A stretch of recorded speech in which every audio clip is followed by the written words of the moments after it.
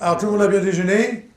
Impeccable. Alors, on va travailler, ça va vous faire plaisir, puisque enfin, le oui obtenu, on va pouvoir passer à la déballe. Voilà. Moi, je vais vous dire, ça fait bien longtemps que je ne déballe plus rien.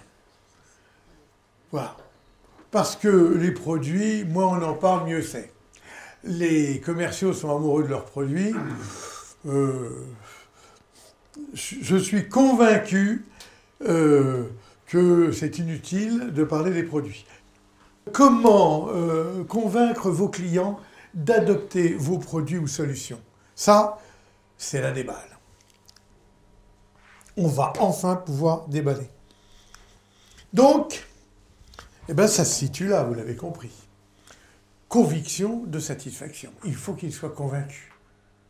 Normalement, on a déjà 4 C. Crédibilité, confiance, certitude et closing besoin. Attendez, il ne faut pas 100% des voix pour être président de la République, eh bien il ne faut pas 100% des voix pour vendre. Si vous avez 3 C, généralement c'est vendu. Le 4e, le closing, ben faut y aller. D'accord? On va quand même vous faire plaisir et déballer. Donc, voyons comment être attractif pour présenter et vos produits ou vos solutions. Donc, la déballe. Vos produits, pensez-y tout le temps et parlez-en le moins possible.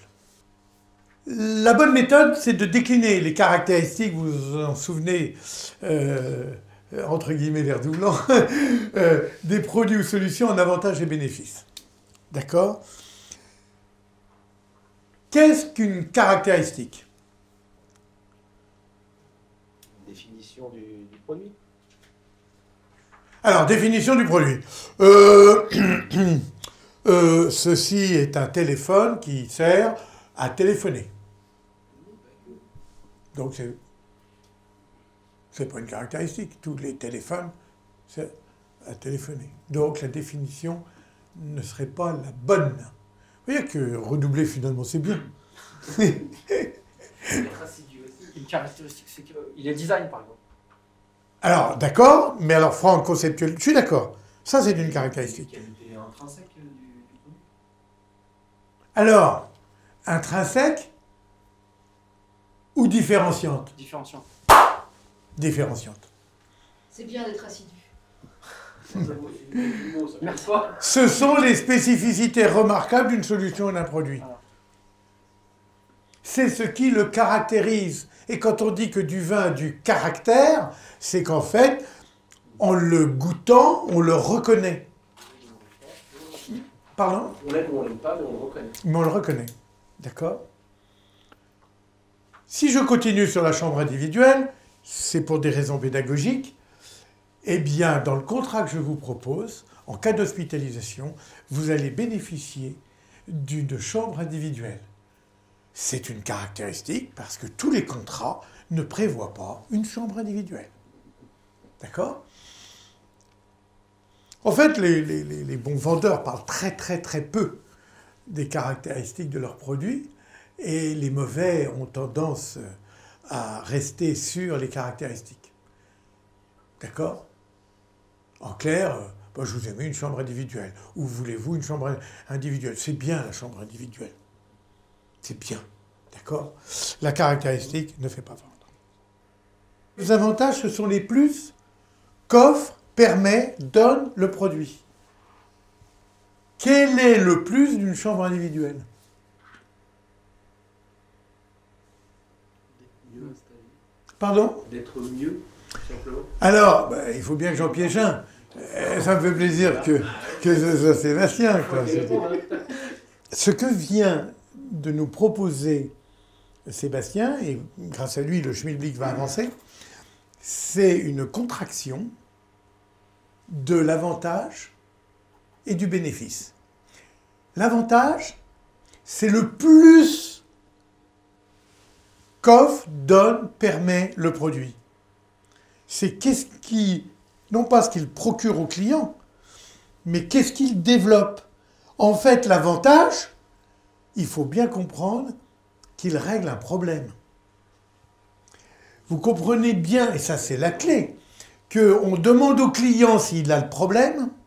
S'il ne répond pas suffisamment bien, on lui montre qu'il a le problème par les 3 P. Eh bien, l'avantage, c'est de régler le problème. L'avantage, je vous explique, une chambre individuelle vous donne la jouissance exclusive, pour vous tout seul, d'un cabinet de toilette, d'une télévision sans avoir à partager les programmes et une parfaite intimité pour recevoir aussi bien vos soins que votre famille ou vos amis. C'est ça l'avantage d'une chambre individuelle. Tout le monde comprend? Et du coup, eh bien,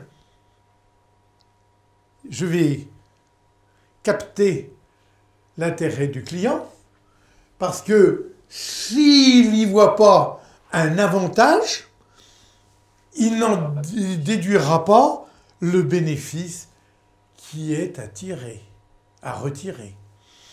Et le bénéfice, du coup, Sébastien, eh bien, on va beaucoup plus loin. On va beaucoup plus loin que... Ben oui, dès qu'on compacte, on va pas loin, puisque... Qu'est-ce que tu avais dit?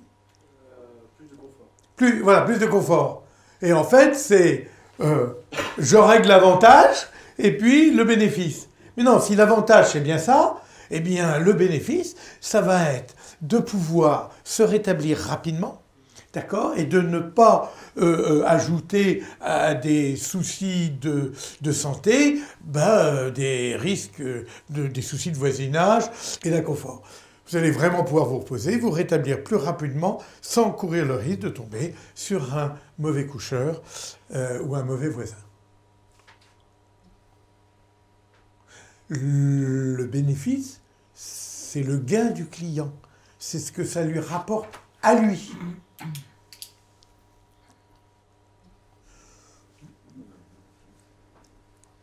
Regardez ce soir, tout le monde va vérifier si dans sa complémentaire santé, il y a bien une chambre particulière qui est prévue au cas d'hospitalisation. Ça va? Est-ce que tout le monde percute là?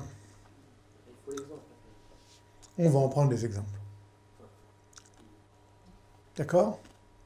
Mais ça, même pour un redoublant, ça, c'est pas évident d'assimiler en fait la différenciation entre l'avantage et le bénéfice. Et ben ça, on a tendance à mélanger les deux. Voilà. Et c'est une vraie perte. Enfin, voilà. On n'y gagne pas du tout parce qu'on ne détaille pas en fait et mieux, les deux choses. Ce que tu dis est très juste. Et si on compacte, et je vais vous en faire la démonstration, on crée le doute.